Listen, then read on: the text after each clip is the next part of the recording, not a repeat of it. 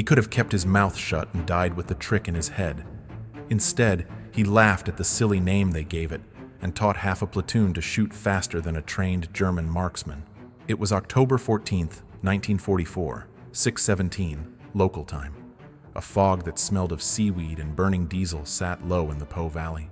The light was low, the air near freezing, and the man at the barrel of the old Mauser 98, a rifle that had seen more winters than most of the young lads in his company, had a throat that rasped like paper when he breathed. He rolled the stock against his shoulder, felt the weight of the rifle and the weight of the years inside his own back, and looked through a scope that the Army engineers had written off as inferior. His hands were scarred. His left thumb had a seam-healed cut that never flexed quite right, and his spine had the slow, steady stoop of too many nights on cold bricks. He was 62 years old, born in a village outside Krakow, and people called him Old John because nobody could remember when he'd once been young. I will call him Jan Karski for the sake of telling this story. Not the courier, not that other Karski who carried state secrets, but a man who apprenticed as a clockmaker before the world tilted. He kept the clockmaker's eye, patient, mechanical, and cruelly precise. He smelled of oil and tobacco. He had a daughter, Maya, 27, who'd been killed in a railway bombing a year before. He kept a slim photograph of her, folded twice in his jacket. He had a son, Tomas, 19, who went missing in action in 43, last seen stepping from a burned-out farmhouse. Jan carried the names of those losses in his chest like lead. Jan's state that morning was exhaustion braided with an edge of savage purpose. He had slept 2 hours on a pile of straw and metal crates, been woken at Boouan to the sound of trucks, and he had not eaten since a stale cracker at midnight. His eyes, though rimmed with the fine blood of fatigue, were bright. In the 30 seconds before the dawn patrol moved, he sat hunched behind a low dike, passed the rifle to a corporal who wanted to inspect the scope, and said, "It's stupid. Don't call me a genius. Call it stupid like a mule." The problem that almost cost their lives that week was simple in outline and poisonous in detail. German snipers in their sector were fast enough and accurate enough to turn open ground into slaughter. The regiment had lost 30 men to hidden shooters in 10 days. The snipers used excellent optics, disciplined firing drills, and the kind of cold patience that comes when a man expects his bullets to do the counting for him.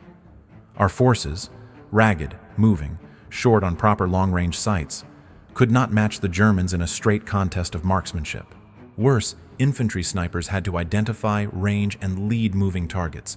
Courier riders, armored car reconnaissance, even soldiers sprinting between shell holes, and do it quickly before the Germans flicked back. The established method was slow. Identify by ocular estimation, call an observer, wait for a rangefinder, calculate wind and elevation, make the shot. That process worked if you had time. We seldom did. Jan's stupid trick shortened that process to something almost obscene in its simplicity. He turned the scope from a measuring instrument into a speed and distance translator that the eye and thumb could use without stopping to think. Where others made calculations, he made a tactile routine. Where others used numbers, he used marks and a stubborn little piece of brass. To understand why it was so effective, you need to taste the arithmetic behind aiming. A man moving across your field. Call him a courier on a bicycle at 12 km/h or a jeep at 30 km/h. Will not be where you see him when the bullet arrives. The shooter must aim ahead of the target by a specific angular offset called the lead. That offset depends on 3 things: the target's speed, the angle his path makes relative to your firing line, and the bullet's time of flight, which itself varies with range. In a perfect world, you would measure range in meters, estimate target velocity, consult a table for bullet drop and time of flight, convert velocity into angular lead, miles or degrees, and then hold the reticle ahead by that amount. In battle, you don't have a table. You have a heart that wants to pound and a breath that wants to shake the sight. The standard sniper scope helps with elevation, some with mil dots to estimate range, but few give an instant, user-friendly answer for moving targets. Jan's idea, the stupid part was because he insisted it looked ridiculous, was to bypass the numbers and make an easy-to-feel, quick-to-apply mechanical aid. A tiny, adjustable thumb stop that converted the scope's mil-dot scale into a preset lead plus a simple stadia rule scratched onto the scope's rim that let him estimate distance in one sweep of the eye. He made it from watchmaker's brass, solder, and a strip of leather from an old glove. It took him an hour and 2 cups of bootleg coffee. He fitted the stop so that when his thumb pushed it, the scope's tube rotated a hair, not the entire optic, but a calibrated ring inside the mount that shifted the reticle laterally by a known angular amount. The lateral shift equaled the hold-off, needed for a courier at 100 meters moving across at a broadside angle, or for a jeep at 200 meters, depending on which notch he set the little stop to. Each notch was a fixed quantity. He didn't have to name the numbers. He had to remember 2 or 3 simple positions: courier, runner, vehicle. How he made the conversion from observed size to preset notch was the other half. A stadia rule scratched on the aluminum sunshade of the scope gave a quick mental shortcut. If the bicycle wheel spanned 2 dots in the reticle, it's roughly 30 meters. If it spanned 1 dot, 60 meters. If the Jeep's silhouette was half a crosshair, 120 meters. These were rounded, forgiving figures, deliberately coarse because the human brain is better at comparing sizes than computing algebra in the cold. Jan's rule was pragmatic. If you see the wheel at X size, set the thumb stop to position Y and squeeze. The thumb stop rotated the reticle fractionally, giving an instant lateral aim correction so the crosshair and the moving target would intersect at the right moment. This was not sorcery. It was applied optics plus the geometry of angular motion done in a clockmaker's head. When you have a predictable round, a 7.92257mm Mauser ball with a known muzzle velocity and predictable drop, the time of flight from 200 meters is not mysterious. If a courier crosses at 12 km/h, 333 mus, and your bullet takes 0.08 seconds to arrive, you need to lead by roughly 0.27 meters, an angular difference of a small fraction of a degree. The thumb stop translated that fraction to an easy notch. Instead of grinding numbers with a pencil, Jan used muscle memory. Jan learned the trick in a way that any craftsman learns something dangerous. The hard way, by breaking things. The first time he tried to solder the ring, the bayonet fell and nicked his wrist. The first time he calibrated a notch, he sent a loose round through the tuning crate and later apologized to a stack of bread. He tested distances on an abandoned farmhouse roof, timing the fall of a tin can-shaped target with the sweeping arc of a pistol ball, and then with a 98. He marked results in the margins of a small notebook in a cramped, spidery hand. But the real genius, and the part the Army would later deride as stupid, was his insistence on simplicity under pressure. Where trained marksmen had pages of angular tables and even mil-dot cheat sheets, Jan shrank everything down to 2 or 3 positions he could set with his thumb without taking his eye from the scope. He taught his men to practice the movement until it was reflex. Identify target, estimate size, push thumb to notch, exhale, fire. The entire sequence took a fraction of the time that calculations required. In the day after he taught the corporal, in one skirmish, the men fired 5 times as fast at moving targets as the Germans across the ridge, and with comparable hit probability. The human cost of that improvement will anchor this story. The first to go down on the German side that morning was a boy named Klaus Weber, aged 20, from Hamburg, conscripted at 18. He was a runner, and he was shot as he pushed a satchel across an exposed courtyard. Sky blue eyes, a chipped front tooth, a mother who wrote letters with careful handwriting and who sent a packet of lemon candy in his last leave. The bullet hit him through the chest, and the blood that soaked his tunic smelled of iron and winter. He fell in a single arc. Jan, who never saw his face and only heard deaths in the course of his work, later learned the name from prisoners. He kept none of it as victory, only as weight. On the opposite side of the valley, another man, Corporal Ilya Zorin, aged 26, originally from a village near Lviv, and fighting with a German unit pressed into service, survived a suspension of long seconds after a shot ripped through the stock of his rifle. He passed out upon the field and would live, scarred and silent. These are not neat moral oppositions. They are human details, and Jan's trick touched them both. There is a technical layer that needs to be explained without romance. The scope Jan used was a simple 2.5x scope, not a powerful spotting optic. Its reticle had a coarse crosshair and faint, equally spaced dots. They might be called mill dots, but only loosely. Most snipers of the time, German or Allied, used variable optics with well-known holdover techniques. The Germans had the advantage of better glass and more rigid field discipline. Jan's modification did not improve the glass. It improved the workflow. Where the German sniper would measure, calculate, and then set his parallax and make the shot, Jan made the call with his thumb and trusted the geometry he'd rehearsed 1,000 times. Training his men to adopt the trick required a pedagogy borrowed from clockwork. Repeat until wear makes accuracy. He would not tolerate hesitation. The corporal, who first handled the scope, was a green man named Andrei Kowalczyk, age 24, born in Silesia, who had worked as a baker and had hands calloused from kneading. Jan taught him on a crate, with the corporal's fingers trembling until they didn't. "If you think, you will forget," Jan told them. "If you do, you will do." The corporal practiced on moving mannequins, tin cans on wires stretched between poles, and on the slow-moving herd of cattle that sometimes wandered near the edge of the camp. They made a crude clock, a metronome of routine. See, set, squeeze. The first time the trick was validated in combat was ugly and immediate. Early in the morning, a recon jeep slid along the sunlit lip of a ridge, its driver leaning forward, unaware of the men buried in the dike. It presented a fleeting profile.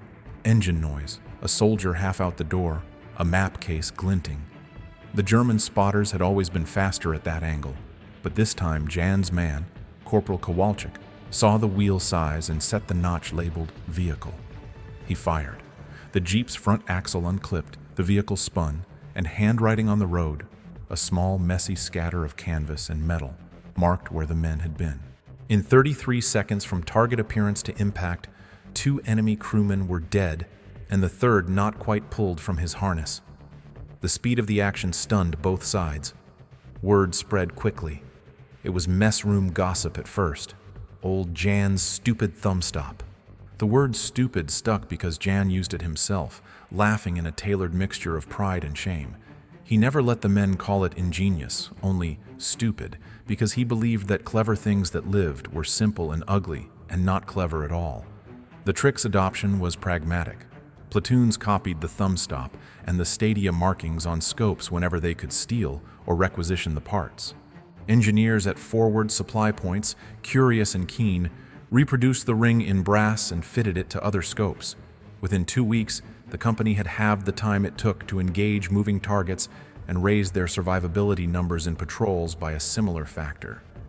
Reports to regimental command noted the improvement in a clinical tone that praised increased tempo and improvised aiming devices without much enthusiasm for the man behind them. The Germans adapted, as militaries must. They did 3 things. First, they braced exposed reconnaissance with more overlapping fields of fire. Second, they altered their patterns of movement to be less linear and therefore harder to lead. Third, they began to employ decoys and false runners, mannequins dressed in uniforms dragged across fields by cables, to draw the stupid shots and reveal the firing positions. The countermeasures forced Jan and his men to mature their technique. They learned to vary notch settings, to check for decoy artifacts, pieces of rope, the unnatural wobble of a dummy, and to combine the thumbstop method with a quick 3-count of observation. A micro-routine. Look for unnatural cloth movement, listen for cable creak, then set and shoot. There was also the slow, bureaucratic injustice. When the men submitted an after-action note, a terse memo that read like a clerk's ledger filled with numbers and grid coordinates, the regimental staff archived it under field improvisations with a marginal note, non-standard modification, investigate risk to issued optics. The ordnance officer, a captain who had been an accountant before the war, wrote back that modifications to issued equipment were unauthorized and could invalidate warranty and replacement. Jan's thumbstop, which saved lives and shortened engagements, was officially non-compliant. A formal request to standardize the device went up the chain and landed, after layers and months, in a file labeled Possible Adaptation. Further study required. It was one of those bureaucratic slow rotations that grinds innovation into dust, yet the soldiers who used the trick did not care for the paper. At the platoon level, it became doctrine.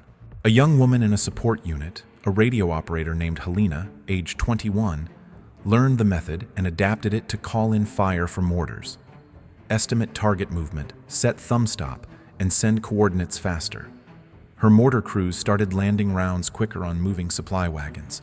The trick spread laterally across units and nationalities. A British sergeant passing through the sector asked to examine the stupid scope, and after a cigarette and 2 cups of bitter coffee, fitted a similar stop on his own Sten-mounted sight. The trick's contagiousness was a kind of proof. This is also a story about physicality and pain. The man who taught the technique bled for it in the small hours. He lost 2 nails from a finger to a soldering burn and carried the scar like a tally mark. When you manipulate a rifle, the recoil is a conversation between metal and bone. The older your joints, the louder the argument. Jan's shoulder would ache for days after a series of rapid shots. But he practiced the motion until the thumb set was as natural as the exhale that preceded a shot. He taught his men to make the motion without pausing for thought, to use the thumb as both a tactile compass and a pacer for breathing. That bodily training turned something mechanical into muscle memory. The trick also lived in a moral grayness. It made shooting non-combatants easier if misapplied. A line-crossing runner might be a dispatch rider or a refugee. There is no honor in striking civilians. Jan's men suffered a haunting the night after a mistaken shot when a woman running with a bundle was hit because dawn and ragged uniform made her silhouette indistinguishable. The unit gathered in a dark circle by the dwindling remains of a cook fire, and men told the old stories of mistakes, of letters never sent, of the small morning of war. Jan did not sleep well after that. He added an extra rule. When movement was chaotic, too many figures crossing a decreed lane, do not fire. The thumb stop was a tool. Judgment remained the human's burden. There were technical refinements born of necessity. The first brass ring would not hold its calibration under mud and cold, nor under the violent shock of repeated firing. So Jan and the engineers made a version with a detent, 3 tiny spring-loaded grooves that gave a tactile click at each setting. That click was crucial. In the noise of battle, you cannot rely on sight alone. A thumb that hits the wrong notch will cost you a miss. A thumb that feels a click can be trusted without looking. Later still, some units grafted a small leather tab to the ring so that a gloves-wearing hand in winter could still move the stop. Each minor adaptation preserved the unglamorous genius of the original. As the trick spread, so did the enemy's counter-adaptations. German snipers, notorious for their patience, began to move in shorter darts, using armored reconnaissance to limit exposure and shifting shadow to confuse size estimation. They also began to mount secondary observers whose only job was to spot where bullets were landing and adjust positions rather than firing at the first sight. In a drawn-out duel, the German method of layered observation and rigid training produced fewer misses overall. Jan's thumb stop was brilliant in sudden encounters and ambushes. It did not make an army invulnerable. Its virtue was speed in the small, decisive moment. The broader tactical effect, how this small trick altered doctrine, is subtle but real. When a platoon can threat match moving targets faster, the enemy is forced to change movement patterns, as we've seen. Those changes cost the Germans time and fuel, and they reduced the speed of reconnaissance. The small tactical slowdown rippled into slower operational tempo. That ripple is not the stuff of statues, but it changes how campaigns feel at the level of men hauling kit and waiting for orders. Soldiers who cannot move fast because they must hide more carefully arrive at objectives late and tired. Logistics stretch thinner. The front becomes a chessboard of slower pieces. Jan had not intended doctrine change. He had only intended to survive until sunset. Of course, the story of innovation in war is never clean. There is theft and appropriation. A forward ordnance officer, seeing the brass detent rings, requisitioned a batch for official testing and then filed them under captured enemy ingenuity in his report to headquarters, an absurd inversion. He later received a commendation, not for the ring, but for an unrelated supply chain victory. Jan's name did not climb the chain of honor. He remained, for the higher-ups, an anonymous footnote in a larger ledger. On the field, though, men kept the story alive. They told it as a joke at first, old Jan's stupid thing, and then as a folk legend, the way soldiers tell of lucky boots or a charm. A young sniper from another division, who had seen Jan teach the technique, would later stand before a training cadre and demonstrate the thumb set to recruits, careful to call it the stupid method, to honor Jan's aversion to glamour. The recruits passed the gesture down the line as if it were a salute. Inevitably, myths accrete. Some stories claimed Jan had invented a miniature periscopic device that let you see without exposing your head. Others said he could shoot the eye out of a beetle at 50 paces. Both were false. The truth is, less shiny and in a way better. A man with a clockmaker's mind simplified a calculation into a motion and taught others to do it without thinking. That simplicity is the essence of good fieldcraft. When we think about innovation, we often imagine complex blueprints and laboratories. War, more often, rewards what is crude and repeatable. Jan's thumbstop answered 4 problems simultaneously. It removed the need for numbers in a moment of terror, provided a tactile interface for a precise angular correction, reduced shot-to-shot time, and taught a routine that could be passed on with minimal language. That rare blend of mechanical clarity and human ergonomics explains why enemy shooters found it so unnerving. Where a German marksman might take 8 to 10 seconds to acquire, range, and fire at a moving courier, a platoon trained in the thumbstop method could do it in 2 to 3 seconds, roughly 5 times faster in the specific context of quick exposure moving targets. That improvement in tempo isn't magical. It's the result of shaving friction from the decision loop. Jan himself never pressed for medals. He declined an offer from a visiting junior officer to transfer to a formal sniper unit where he could teach the technique more widely. "I do not want to be taken from my dike," he said. "I have people who need me here." His refusal angered the ordnance officer, who saw chaos and non-compliance where Jan only saw the certainty of his own hands. The army wanted standardization and an inventor to stamp as officially sanctioned. Jan wanted a place to sleep and to keep the photograph of his daughter warmed in his pocket. There is cruelty in the military's habit of absorbing field innovations into doctrine and then neutralizing the originator. The man who makes the tool is often swallowed by the need for paperwork, for liability waivers and product testing, for the dry antiseptic language of manuals. Jan's thumbstop passed into manuals, eventually, in an awkward clause that recommended auxiliary lateral reticle devices as permissible with command approval. The clause cited the detent ring as an example. No portrait accompanied the clause. Jan kept the photo of his daughter. The human stories continued to ripple. Corporal Kowalczyk, who learned the trick on a crate, survived that autumn and, after the war, returned to knead dough at a Silesian bakery. He never forgot the smell of the dike or the thumb's click. He kept a soldered ring from the original scope as a paperweight on his workbench. And when the Soviet trucks came and collectivization changed everything, he used the ring to mend a clock for a woman with no husband. He told the story to his children, who grew up with a father who could fix anything, and who would not say where he had learned to fix speeds. The Germans, for their part, kept a terse record. A report from a company commander noted an increase in quick-firing local devices among enemy snipers and recommended that armor-piercing tracer rounds be used in reconnaissance to reveal firing positions by flight path. The report was practical and anonymous.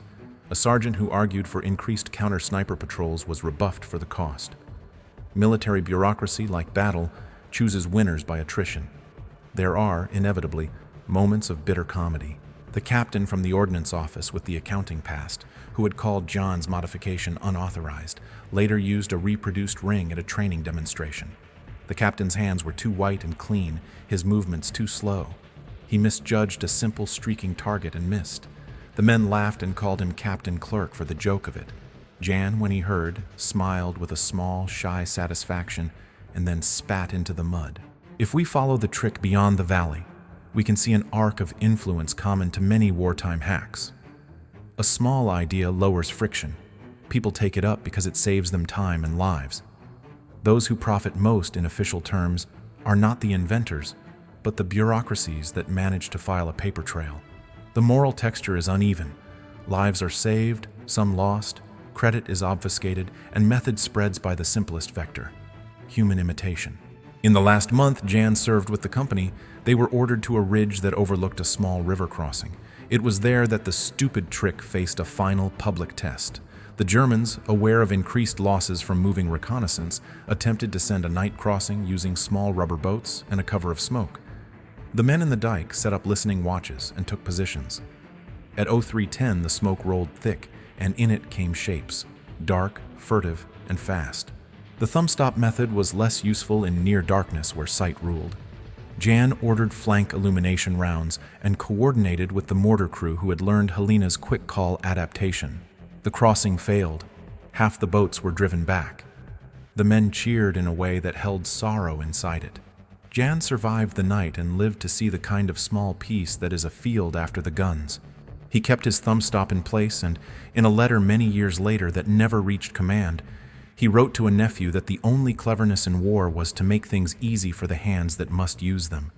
He said, "If something saves one more to see a child again, call it anything. Stupid, ugly, fine." He returned to clockmaking after the war and opened a small shop in a ruined town. People came for watches and for stories, and he charged for the former and gave the latter for free. The stupid scope trick did not end the war. It did not produce a parade of medals. It did what small inventions do in the messy arithmetic of human conflict. It shifted tempo. It saved likely numbers of lives. It forced the enemy to change tactics. And it left a stubborn, human-shaped trace on the odd ledger of war innovations. In the years after, surviving soldiers would tell and retell Jan's laugh and the click of the detent. The trick appeared in other wars, transmuted into new forms, recombined with new optics and new ammunition. The basic lesson, convert calculation into a quick, repeatable motion, is as old as muscle memory. When historians later sampled oral histories from the valley, they found fragments. An old man who soldered a brass ring, a baker who kept a paperweight, a captain who misfired in front of his subordinates. They compiled the ledger and marked it improvised devices with a footnote on field ergonomics. No single paper acknowledged the woman with lemon candy who had sent sweets to a boy whose blue eyes dimmed under a sky that smelled of winter. Names blurred, the human edges get smoothed in archives. Jan died decades later, quietly, in a small bed with a neighbor holding his hand. His daughter's photograph was still folded twice in his jacket at the funeral. The pocket had been emptied for the body. The men who had learned his thumb set gathered in small groups and spoke of him as if recalling a small miracle. They called the device stupid in chorus because that is what Jan insisted upon. Call the thing what you will, but do not let it become a monument. He had no taste for monuments. He preferred clocks that told the same hour no matter the country. This story survives because soldiers are storytellers and because small, practical inventions change habits. We honor Jan best not by giving him a carved name on a stone, but by keeping the simplicity alive. When faced with a complicated problem, cut it down to the smallest motion that will do the work. Build that motion into muscle and teach it to the next person who needs it. The stupid scope trick was a thumb and a notch, and the stubborn refusal to let terror make thinking slow. If there is a moral edge to the story, not an epilogue that wraps everything, but a reflection, it is this: technique that saves lives is sometimes born from small indignities and the patience of hands. War will always reward complexity and punish it too. Sometimes the simplest gesture is the one that keeps a man from being counted among the lost.